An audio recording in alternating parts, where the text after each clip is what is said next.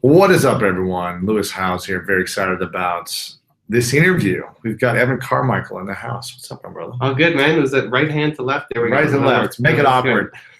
Excited about this. This is my second YouTube live stream. I did one, I guess, 3 years ago we saw. And Evan has one of the top entrepreneurial YouTube channels.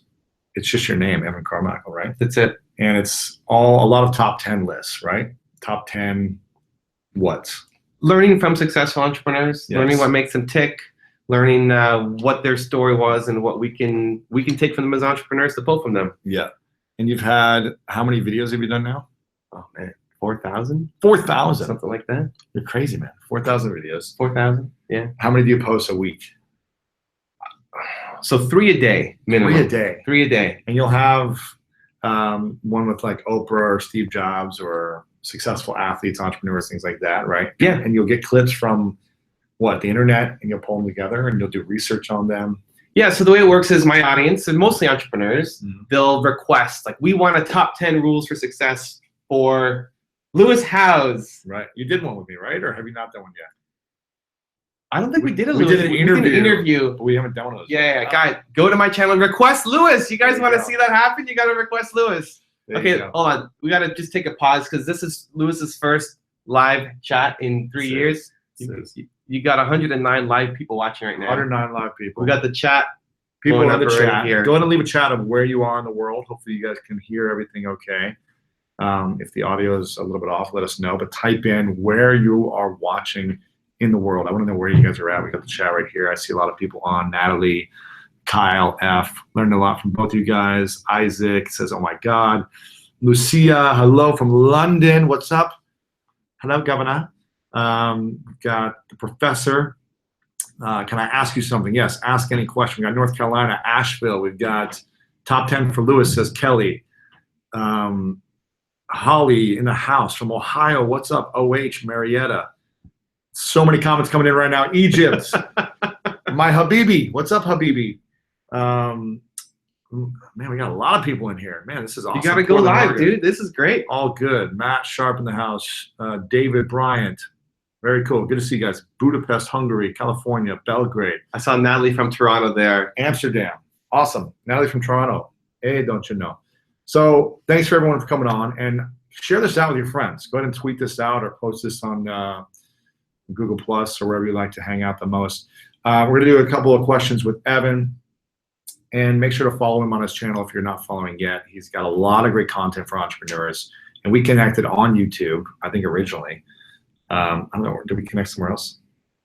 No, I think it was YouTube. I think did you message me or I messaged you, or we probably both did the same time. But I got a lot of respect for this guy and what he creates because he's bringing value to the world. Every single day he's finding the best ideas to inspire, educate, and entertain individuals. And that's something that I like to do with the School of Greatness podcast. We're here in my studio right now, and it's all about uplifting, bringing positive energy, tools, information that can help people achieve more, be better, be more loving, more charismatic, more confidence, make more money, be healthier, all the things that we're looking to do, live a better life. And I feel like he does an amazing job at this and has a different angle. You know, I do a lot more interview style. I know you do that as well. But you do a lot more of like really curated research. Mm-hmm. You've got a team of researchers that find the best information, package it in such a powerful way that people can consume it in bite-sized information, right? Yeah. The videos are like less than 10 minutes, aren't they? Well, it depends. The top 10 rules are actually getting a little longer as we're getting some good content coming out from people. But the idea is you take somebody like, he's checking out the chat. It's, Yeah, I'm looking at the chat over here. It's guys. blowing up. Chat's blowing up. Oh, India in the house. Yes, go ahead. So I started because if you want to learn from somebody like Elon Musk, you know, I love Elon Musk, but the dude is just not a fantastic speaker. He's not, isn't he?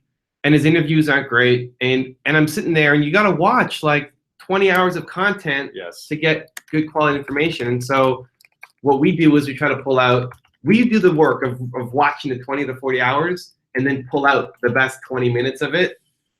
For everybody can see. Yeah, of all the interviews everything that he's like done. 20, 50, 100 interviews, you'll find It's a the lot. best stuff. Yeah. Try to make them sound the most interesting. Yeah.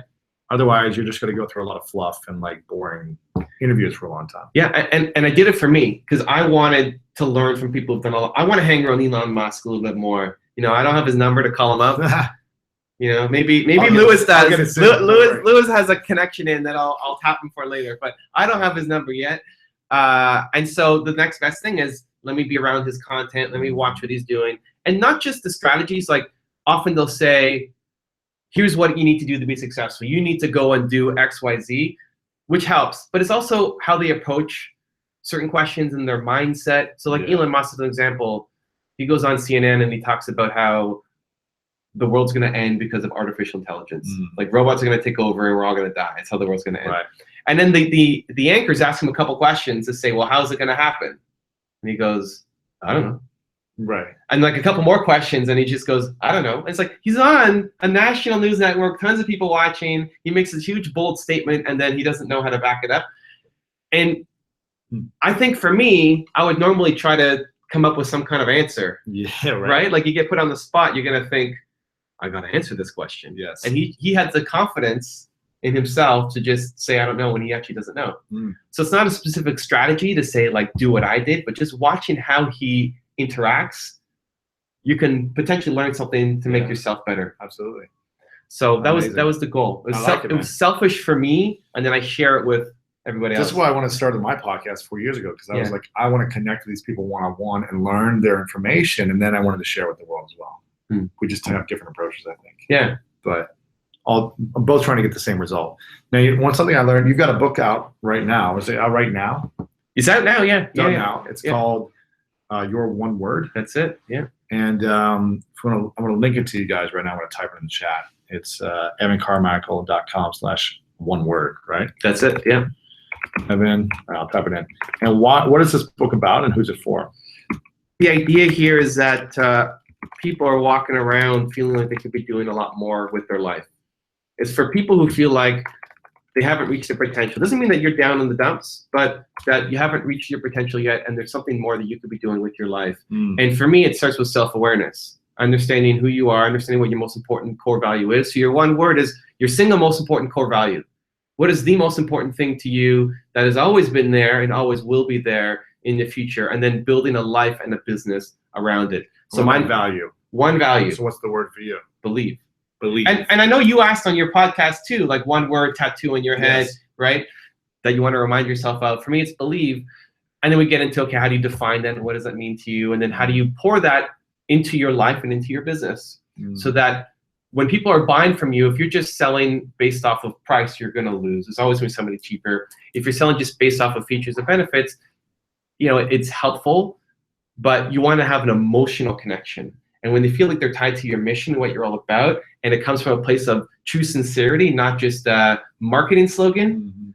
You know, Coca-Cola might have a marketing slogan that comes up, but you don't know that you actually, you know, do they actually care about that? There's a lot of skepticism towards big companies. That's your chance to win as an entrepreneur. Our story, our what's inside here, that's how we beat the big companies in our industry, because we have a passion that the big companies don't. And so understanding what your one word is, and then bringing that with full force to your life and to your business can have a dramatic impact on everything you touch. So go ahead and type your guys' one word in.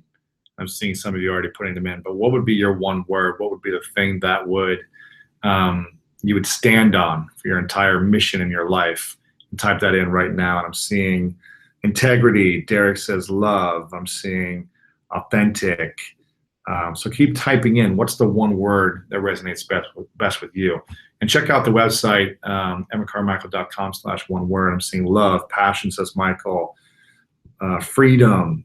Isabel says perseverance. I see Anthony. Gut feeling. You got to come up with one word. Let's see who else we got here. Act, contribution, connection, simplicity, value, motivate. Love you guys. Follow your content. I'll definitely buy the book. Cool. Compassion, unstoppable, legacy, love, authenticity, contribute, control, action. Awesome. So, and I'm sure you've got a framework for kind of coming up with this. Yeah. Because there's probably a lot of words for people like, well, I like passion and love, and I like, you know, integrity, or what these things are. So I'm sure you have a framework in the book. Yeah. But how could someone get started with that? So the first step is to, one, remember that this is a constant. This isn't just my one word for this week or this year. This is who you've always been and always will be. You will only care more about this going forward. You know, it's not like Lewis starts talking about greatness one year and now 5 years later, I don't care about greatness anymore. Right. It's not important to me. This is your essence for life. Exactly. It has always been a part of you, even though you may not have recognized it, and it will always be a part of you going forward. God, I feel like I have so many things though. So then this is great. So what happens, the next part is you make a list of everything that's made you happy or where you felt most alive. What was it about that moment? Who was about those people? So if I'm talking about what did I learn, love from my parents, or who was my favorite teacher growing up, or what is your favorite movie? What is your favorite song? What are your favorite books? Why? What are the things that attract you to these things? And instead of it just happening at random, you've had these random great moments in your life almost by accident. I want you now to be able to design that because you're seeking them out with intention. So my word is believe. My favorite movie is Seabiscuit. Have you seen that movie? It's a great movie. It's a kind of cheesy movie, but I love it. I've seen it like 30 times. Yes. This racehorse that's too small, and this jockey that's too big, and this owner that has no money, and like everybody's down on their luck, and they somehow find each other, and it's this huge underdog story, and they go, I love that movie. It makes me cry when I watch it. And for me, Rudy makes me cry. Rudy's kind of same. Gosh, at the end when he takes the tackle, oh, it's amazing. For me, that's believe. You know, my parents taught me I was Evan Castrilli Carmichael. I could do whatever I wanted. And so they always taught me the believe message. I like believe. I would say if it's coming off the top of my head, I would probably think of like dream. It's kind of similar to believe. It's kind of like believing in your dreams, achieving your dreams. That's like been my theme is like you can always achieve the dream that you have, but first you have to dream. Who knows if that would be my one word, but that's what's coming up for me right now. So that's a start, right? Like to start thinking about all what you've always loved and what you always will love, and then what has made you happy consistently. And now I want to be around dreamers, or I want to be dreaming more. Like if you're not doing it, you're upset. The next step is to think about, okay, who are the types of people who just bother you to no end that you cannot stand? Like go negative. Negative people, pessimistic, people gossip, all that stuff. Yeah. So some people have an easier time going negative than going positive. Yeah. So they make their list of things that make them happy, and they have a hard time finding out their one word. So you go negative, you find your anti-word, like the thing that exactly. So what's the opposite of that? What's the antidote of that negative word? You got it, right? And be honest, like if you hate Aunt Susie, you know, she just drives you up the wall. That Aunt Susie, you know, she's not a bad person. This just she believes in something, right? So she's super negative. So you know, she's a dream killer, right? People who are dream killers. Don't kill my dream, right? Do not kill my dreams. Yes. So then the opposite would be find your one word. So that's part of it. And then understanding that under the one word, because why one word? Why not 3 and why not 5 and why not 10? One is because if it's too complicated, you don't remember. We were both at a Tony Robbins thing this weekend. It was they were saying complexity is the enemy of execution. Yes, simplicity. Right? You got to keep it simple. Same thing with if you want to sell a product or a brand or anything, you've got to have a simple message. You know, when I think of Donald Trump winning the presidency, he had a clear, simple message. Whether you agree with him or not, or you think he's a bully or whatever you think he is, his message was clear: make America great again. And it was so clear. And I think the other side was more confusing, even though it seemed like, you know, I'm not going to get into politics, but the messaging of what you do, whether it be politics or selling yourself in a relationship, your business ideas, your products, your services, I think it's all about clear, simple vision. And I think I was interviewing, talking to Rob Dyrdek, actually. Have you done one on him yet? We have. Yeah, he's great. I interviewed him, and just talking to him on the side one time, he said, because he invests in a lot of startups. And I go, what makes you decide on what you're going to invest in? And he says clarity. He's like, smart money likes clarity and likes simplicity. If it's too complex and too much to like understand, then I don't want to put my money in something that's complicated. Yeah. Like smart money likes clarity and likes a simple path to profit. So I think it's about being clear in your life. What is the mission for your life? So I think it's cool you have one word as opposed to like a line or something or a sentence or whatever. And have you heard of My Intent? No. Oh, you got to check this out. My Intent is the movement. I mean, it's a necklace and a bracelet company, but it's more of like a mission company where you write down your word. Okay. For kind of like the word you need in your life right now. So maybe you're really angry or upset, so you need like forgiveness. Okay. Or you need like grace. Okay. So you would put one word on a little kind of a washer thing, and it would be on your wrist. And then when you don't need it anymore, you give it to someone else. Okay. So it's the one word that you would need. It's your intention Right. moving forward. Whenever you feel angry, you're going to have forgiveness in your Right. heart. Or maybe you need more love, or maybe you need whatever, passion, because you've been dead to the world. Right. And so it's like you always have this reminder of passion. Okay, I'm going to be passionate today, and like step into that word. It's called My Intent. It's an awesome cause. I mean, they've had every celebrity in the world wear them, and it was on the cover of Time Mag. Kanye a couple years ago had a photo of his headshot in his arm, just like this, with the bracelet with his word on it, on the cover of Time magazine. So they've really gotten out there in a big way. But I think you should partner with them on something and do a collab or something. So I like it. It's cool. myintent.org, I believe. Yeah. Yeah, you should wear your word. A necklace. You know, I have tattoo on your forehead. It's cold in here too. You guys don't realize how cold he keeps like the it studio. It's way colder in here than it was out there. This is yeah. I like it cool. I usually have my hoodie. It's got the Believe stuff on it, but we're in LA, so anyway, I like it in here. So I'm seeing a lot of comments coming through right now. Go ahead and type a comment again of your one word, and let me know what your word is right now. I'm seeing a lot of different comments coming through. Let me see. 10x, someone said. Okay, go ahead and type that in. I think there might be a little delay too, but other than that, what questions do you guys have for Evan? Again, make sure to check out his YouTube channel, which is just Evan Carmichael. Got 600,000 plus subscribers. He does a lot of these top 10 kind of like keys to success from all of these powerful individuals. I see Clara says love. Natalia says authenticity. Accountability says D. Okay, let me see. What else? There's a question up here from yes. D. It says, what systems do you have in your life for the things you do and love? Systems you have in your life. What do you have? For family and business. I live and die by my calendar. We were just talking about this. It's not on the calendar, you're not going to do it. Yeah. I mean, the same way. We came from the Tony event, and I was there all 4 days, full in, and you get no work done on anything else because it's just insane time. But I'm going to lose it if I don't put something into my calendar. Yeah. So I schedule my workouts. Yeah. I schedule meditation. Yeah. I schedule like everything. Yeah. All my meetings. It doesn't happen unless it's in the calendar for me, and it sounds like yeah. Exactly. You probably schedule a date night, right? Yeah. With your wife, you're probably like, we're going out tonight. Yeah. Time with my son, time with my wife, and time everybody together. Everything is scheduled in, and the family stuff is more important than the business. Like when I schedule something in for my wife, nothing else gets booked on that time. That's it. You got to treat it like it's and same thing for meditation or whatever your daily ritual, whatever you need to have an amazing day. Don't let things block that out, because it's easy to. When you commit to somebody else, you're going to be there. You're going to have it done. When you commit to yourself, you're more likely to let it slide and put something else on top of it. That's it. It's important. You got to stick to it or whatever. Yeah, exactly. So yeah. What do you use? Do you use Google Calendar for that, or do you use a different type of calendar system? I use Google Calendar. My assistant will book all of my events and meetings and kind of stuff. Yeah.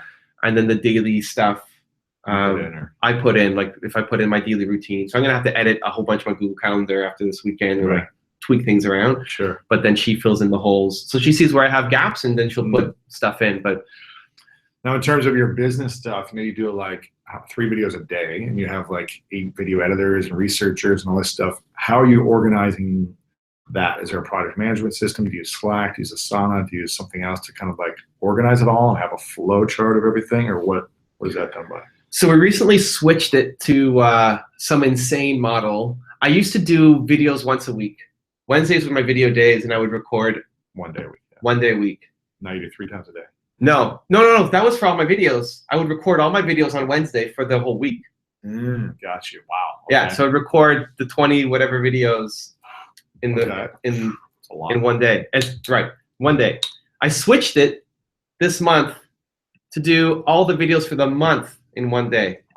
So I'm filming 80 videos in the day. That's amazing. It's a crazy day. It's a crazy day. Yeah. You're not like constantly like, dreading this 1 day a week type of thing. I love it. No, dude, I love it. That's good. I love video day. Well, but like you love what you do. I do. It's like, I got Damon John coming in. I know, right? Exactly, Like, yeah. Tony Robbins is like coming in big. Yeah, I'm upset. No, I love it. But I needed to make my processes better. So we use Evernote. It's not rocket science.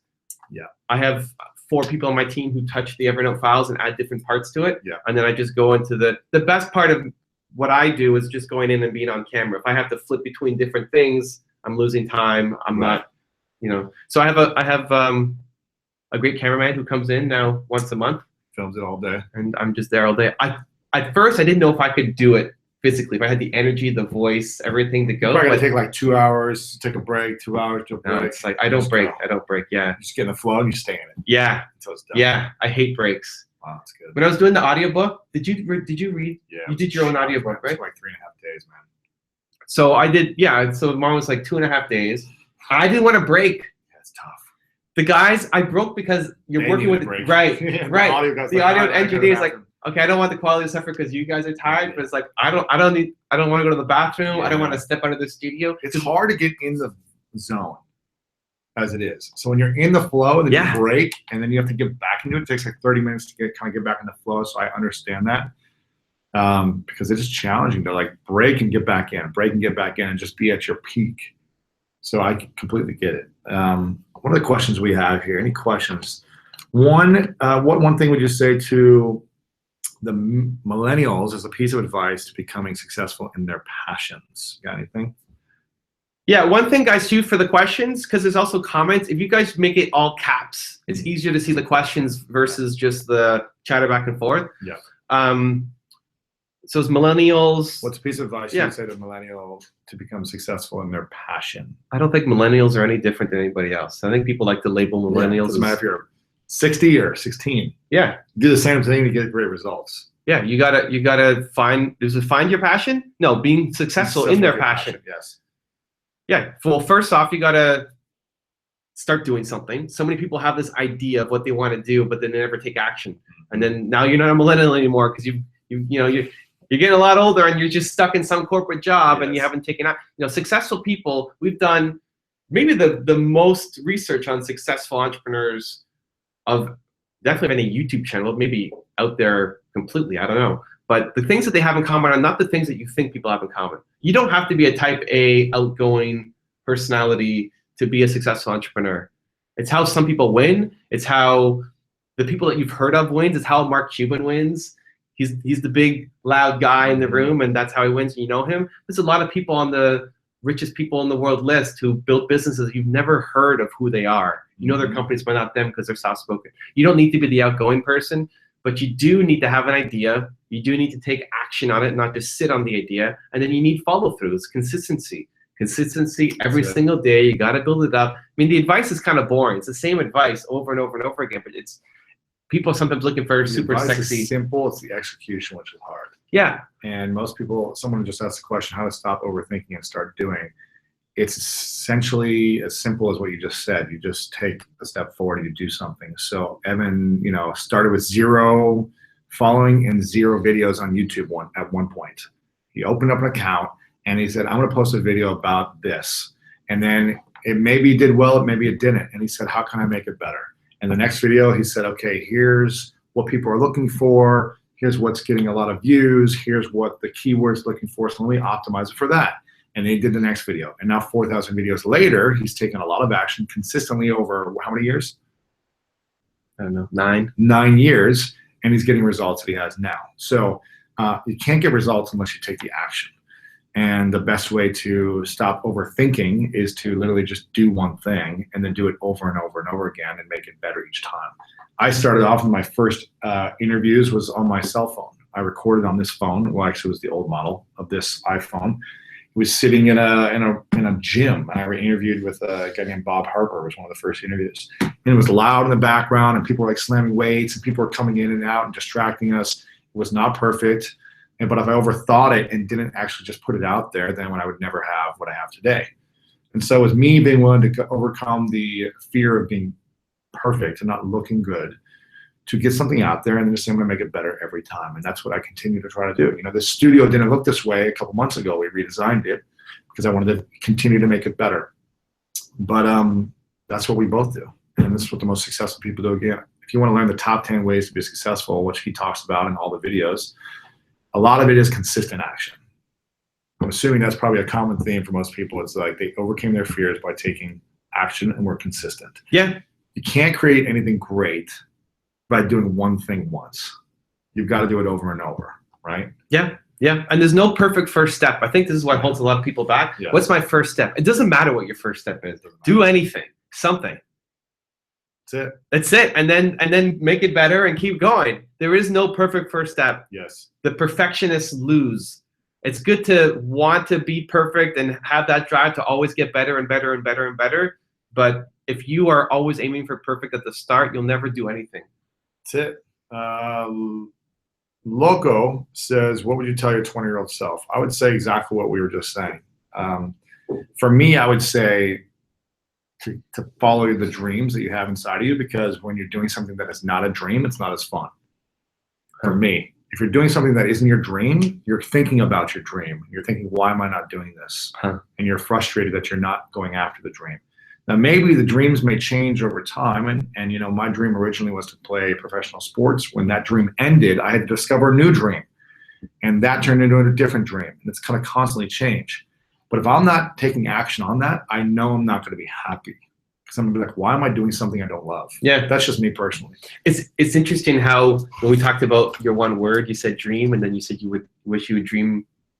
You mentioned dream like 8 times here. I think for me, it's the same thing. I wish I believed harder. If I was talking to the 20-year-old self, I'm 36 right now. Do some math. Yeah. I would just tell my 20-year-old self, believe more, believe harder. You can do amazing things. Go out and start doing it now. That idea you have, believe in it and do something on it, and stop listening to the voices. That's it. That's it. Yeah. And I think it comes down to, like, you know, my mission is to teach 100 million people, to show them how to live a life doing what they love. Nice. And when I mean live a life, I mean make a full-time income. It doesn't have to be billions, but make enough to live a life doing what you love. Because I feel like the people who are doing what they love the most, and are in that pursuit at least, and are making enough income to live and survive and thrive comfortably, they're the most fulfilled. Yeah. They treat themselves with more respect. They take care of their health more. They take care of other people more. They're not as nasty or bitchy or complaining or negative or gossipy, because they're doing what they enjoy. Mm-hmm. And they figured out a way to package their value enough to receive an income that can help them thrive. And that's, for me, what it's all about. It doesn't have to be on your own, like as an entrepreneur. And I don't think everyone's built to do that. And I don't think everyone wants that. But if you can make enough to thrive with a company who's got a vision that you believe in, that's the same as your vision. Now you have resources and a team, and you can be a major player on a team. To me, that's just as powerful and inspiring. Finding the team that inspires you, as opposed to staying on a company that maybe doesn't inspire you. So constantly moving closer and closer towards that dream of the thing you love, for me, is what it's all about. I love it, man. I mean, I think entrepreneurs are going to solve every major problem in the world. Yeah. And if you're out there and you've helped 100,000, 100 million entrepreneurs do that. Individuals. Doesn't have to be entrepreneurs. Just individuals. Sure, but do something like 100 million people make a full-time living doing what they love.